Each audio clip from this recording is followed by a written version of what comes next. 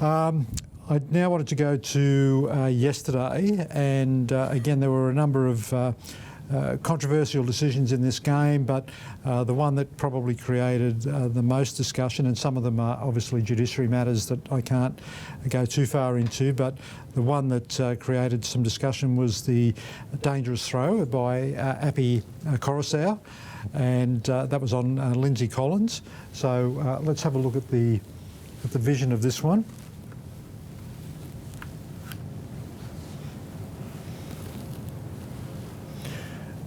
Now, as everyone knows, this was penalised, and Api was sin-binned for this. And the reason I can talk about it is there has been no charge by the Match Review Committee. So there's a few different angles, all in normal speed. Go back and break it down a little bit. So you can see there's no question here that Api does lift. So that's not in doubt whatsoever.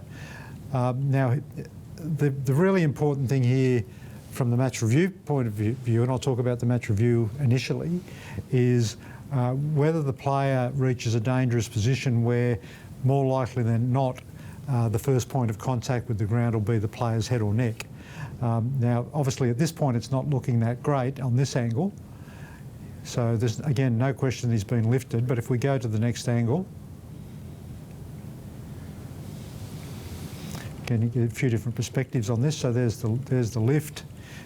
You can see Lindsay's turned over here. It starts to run out of the frame a little bit, but you can see as Lindsay Collins comes down, he kind of twists, or he is twisted, one of the two, and his body lands sideways on the ground. You can see his head and neck are well above the ground at this point. We'll go to the next angle.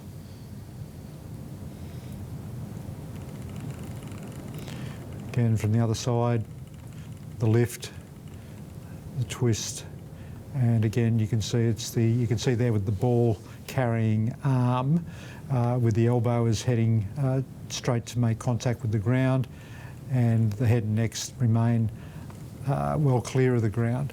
So the factors that the Match Review Committee look for are obviously the lift, whether the player reaches the dangerous position or not, whether it's more likely than not that the head or neck is going to make contact with the ground, and then of course the final factor is what actually does happen when the player hits the ground. In this case, the head and neck does not hit the ground. So I have no problem with this being penalised and placed on report. I don't think it reaches the mark for a sin bin offence. And clearly the Match Review Committee didn't feel it reached that level for a charge, but certainly, a dangerous practice, and one that should be penalised and was penalised, should be placed on report. But in this particular case, because of the way the player lands on the ground, probably should not have been sin-binned. I guess that flows perfectly then into what Trent Robinson said after the game, and what Wayne Bennett said during the week as well about possibly do we need to have sin bins given there are different interpretations between referees, the bunker and the Match Review Committee. How do you respond, I suppose, to those comments? Well, it's a really difficult question to have a perfect answer to. I mean, those decisions will be made by the Commission about the rules of the game and what can and can't happen in relation to foul play. The Commission's taken a very strong stance against any kind of foul play over recent years, and that will continue. There's not going to be any backing away from that. In relation to whether players should be sin-binned for these types of offences or not, or dealt with post-match by the Match Review Committee, again, that's a matter for the Commission to consider, but I don't think that there's going to be any backward step from the Commission in relation to the approach that they take to foul play. Now, that can take a whole range of different forms, and we've seen things tighten up a lot over the last few years, particularly in relation to contact with the head and neck. But we also have to remember that the sin bin serves other purposes, not only for foul play, but it serves the purpose of continuous infringements. It acts as a deterrent for foul play. Players, just as if they know they can be sent off for extreme foul play, they know that they can be sin-binned for foul play. So it's a complex question to answer, and there'll be a variety of different views on it, but the rules are what they are. Everyone has to work within those rules at the moment, and the rules shouldn't come as a surprise to anybody. Everyone knows what they are. Great. I guess you said there wouldn't be any backward steps taken. I know the Commission's always keen to review things at the end of the season. Is there a world where maybe the sin bin could be replaced by something like a 5-minute sin bin or some sort of tweaks around that? Look, possibly, and you know, changes to the sin bin have been considered over the last few years. You know, there's been talk about whether a 5-minute sin bin should be introduced or not. The Commission's decided not to do that, and there are a variety of reasons for it. You know, not the least of which is some level of consistency between what constitutes a 5-minute sin bin as opposed to a 10-minute sin bin.